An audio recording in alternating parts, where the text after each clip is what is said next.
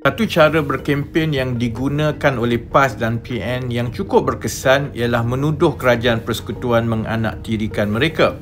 Kononnya kutip cukai dari rakyat di negeri-negeri yang ditadbir, contohnya Kelantan, tetapi tidak dikembalikan sebagai peruntukan untuk pembangunan.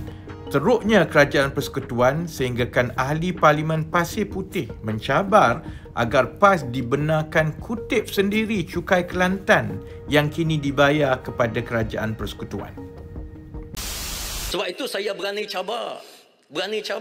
Kalau kerajaan tidak nak bagi peruntukan secukupnya kepada Kelantan, Terengganu, Perlis, Kedah, jangan pungut cukai daripada rakyat di negeri ini. Agak-agak, kalau Kelantan kutip cukai sendiri seperti yang diapi-apikan oleh PAS, adakah masalah pembangunan di Kelantan akan selesai? Stesen bas KB Central akan siap? Masalah air selesai? Berapa sebenarnya anggaran kutipan cukai dari Kelantan jika Kelantan mengutip sendiri cukai-cukai yang kini dikutip oleh kerajaan persekutuan?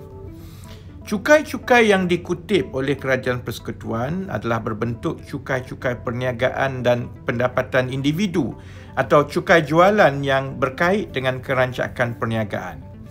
Jika kerajaan negeri Kelantan tidak berjaya mewujudkan suasana perniagaan yang mesra pelaburan, seterusnya mewujudkan peluang pekerjaan yang baik dan bergaji tinggi, belum tentu kerajaan Kelantan dapat membawa kesejahteraan kepada rakyat kalaupun mereka mengutip sendiri cukai-cukai yang kini di bawah bidang kuasa persekutuan, kerana cukai-cukai itu mungkin tidak mencukupi pun untuk menanggung keseluruhan belanja pembangunan di Kelantan yang kini ditampung oleh kerajaan persekutuan. Sebab itu, lebih baik kita bersaing dengan kepakaran kita merancangkan ekonomi supaya rakyat boleh bandingkan di antara prestasi kerajaan persekutuan dan kerajaan negeri, bukannya bermain sentimen dengan mengapi-apikan kononnya kerajaan persekutuan memangsakan negeri-negeri pembangkang.